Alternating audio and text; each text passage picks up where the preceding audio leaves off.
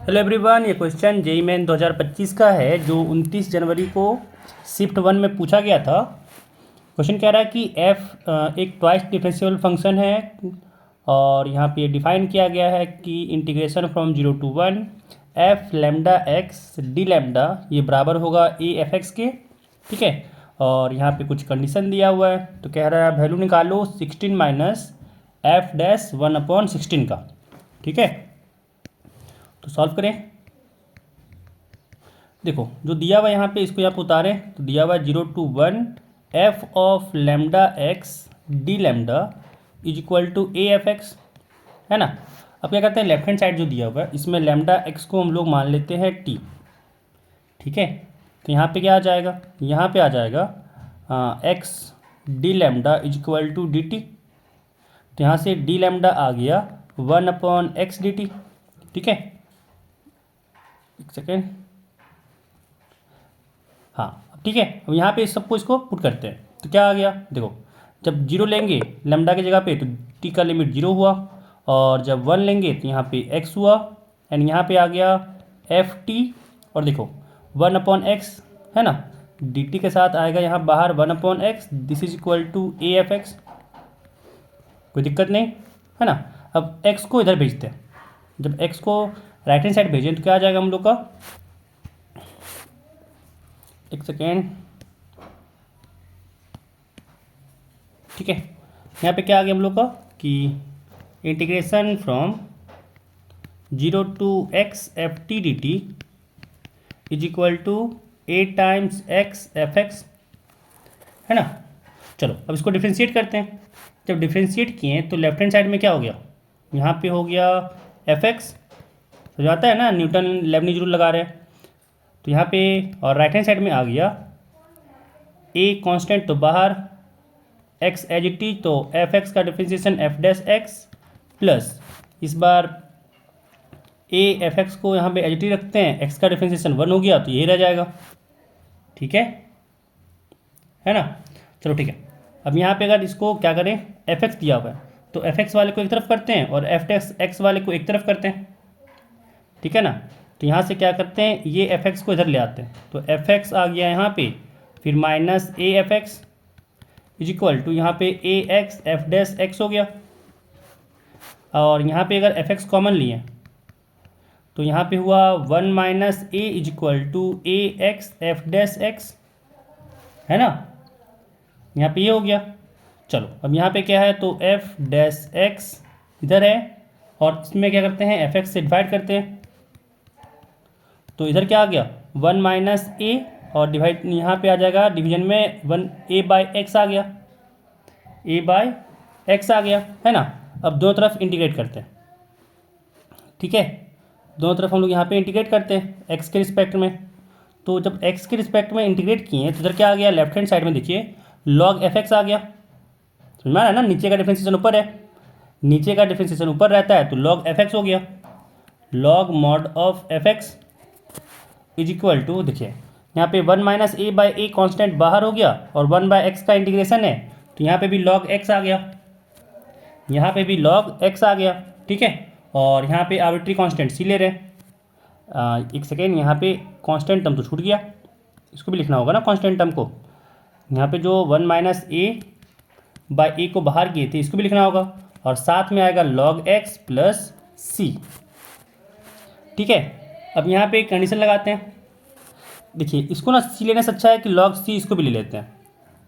इसमें को log c में लेने से फ़ायदा क्या होगा, देखो यहाँ पे ये ना लॉग दोनों तरफ से हट जाएगा, यहाँ पे लॉग दोनों तरफ से हट जाएगा, क्या हो जाएगा, देखिए लॉग यहाँ पे 1 माइनस ए बाई ए है तो ये एक्स के पावर में चला जाएगा, यानी यहाँ पे आएगा log mod of F X is equal to, यहाँ पे आ गया log X to the power 1 minus A by A. ठीक है, और साथ में प्लस लॉग सी, तो यहाँ पे अगर देखें तो आ गया log mod of F X is equal to, देखिए log A plus log B है तो आपस में मल्टीप्लाई हो जाएगा, और यहाँ पे हो जाएगा log c into x power में 1 माइनस ए बाई ए। ठीक है ना, पावर में 1 माइनस ए बाई ए आ गया। अब देखिए दोनों तरफ से लॉग लॉग हट गया, यहाँ पे आ गया F X is equal to C into X the power 1 minus A by A, है ना।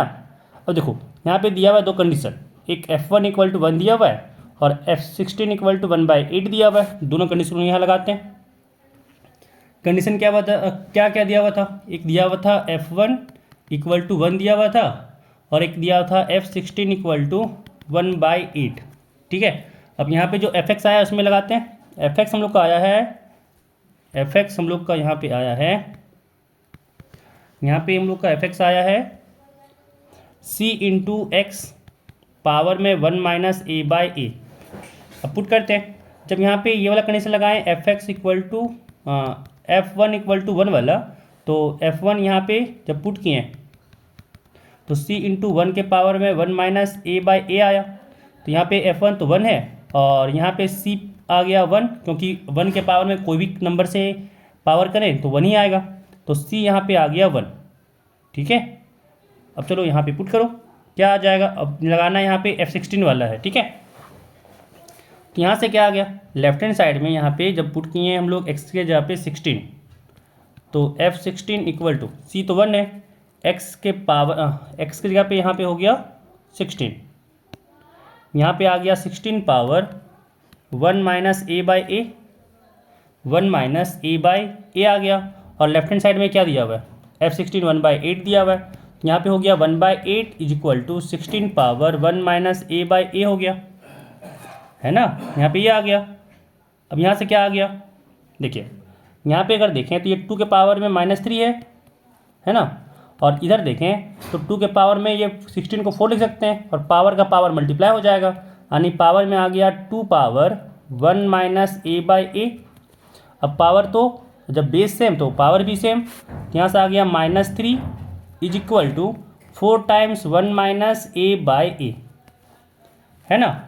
अब यहाँ पे ए को निकल जाएगा भाई, क्रॉस मल्टीप्लाई करो, ए को इधर मल्टीप्लाई किए तो हुआ -3a is equal to 4 minus 4a, है ना। ए वाला एक तरफ, बिना ए वाला एक तरफ, तो 4a को इधर करें तो हो गया -3a plus 4a is equal to 4, और 4a में 3a घटा तो हो गया a इक्वल टू 4, और a यहाँ पे 4 आ गया, c यहाँ पे 1 आ गया। fx यहाँ पे पुट करो, है ना। यहाँ पे वैल्यू किसका चाहिए हम लोग को वो देख लेते हैं। हम लोग को वैल्यू यहाँ पे चाहिए 16 माइनस f' 1/16, यानी f' 1/16 का वैल्यू चाहिए। तो यहाँ पे हम लोग को चाहिए f' के फॉर्म में। ठीक है, तो f' के फॉर्म में यहाँ पे fx निकल गया हम लोग को, तो इसको डिफ्रेंशिएट करना होगा, पहले लिख लेते हैं। हम लोग का यहाँ पे fx क्या आया, fx equal to c times था और x to the power, c तो 1 है, x to the power 1 minus A by A, 1 minus A by A है और ए तो 4 है, यहाँ से आ गया 1 माइनस 4/3, यानी 1 माइनस 4/4 यानी -3/4 आ गया, x के पावर में आ गया -3/4। अब इसको डिफ्रेंशिएट करते हैं, तो f' यहाँ पे हो गया -3/4 सामने हो गया, पावर में एक इसमें सब्ट्रैक्ट हो गया, और यहाँ पे क्या आ गया, यहाँ से हो गया -3/4, x to the power LCM लिए तो यहाँ पे 4 हुआ और -3 - 4 -7 हो गया, है ना। तो ये आ गया x के पावर -7/4, और हम लोग को चाहिए था f' 1/16। ठीक है, तो यहाँ से क्या हो गया -3/4 और x के जगह पे हो गया 1/16, पावर में हो गया -7/4। अब देखो यहाँ पे हम लोग का क्या आ गया, देखिए 3/4 और 1/16 है तो लिख सकते हैं 2 के पावर 4, तो यहाँ से आ गया 2 के पावर में 4 और पावर में है -7/4, तो 4 से 4 कटा, और यहाँ पे आ गया -3/4 इंटू 2 के पावर में -7 है, 2 के पावर में -7 है ना। तो 2 के पावर में 7 कितना होता है 128 होता है।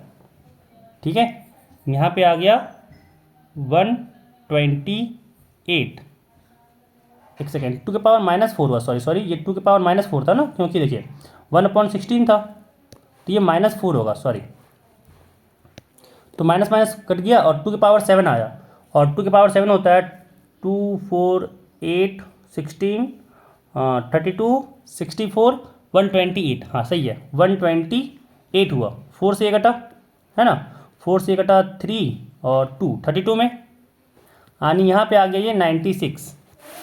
यहाँ पे इसका वैल्यू आ गया हम लोग का 96, लेकिन हम लोग का कंप्लीट नहीं हुआ है।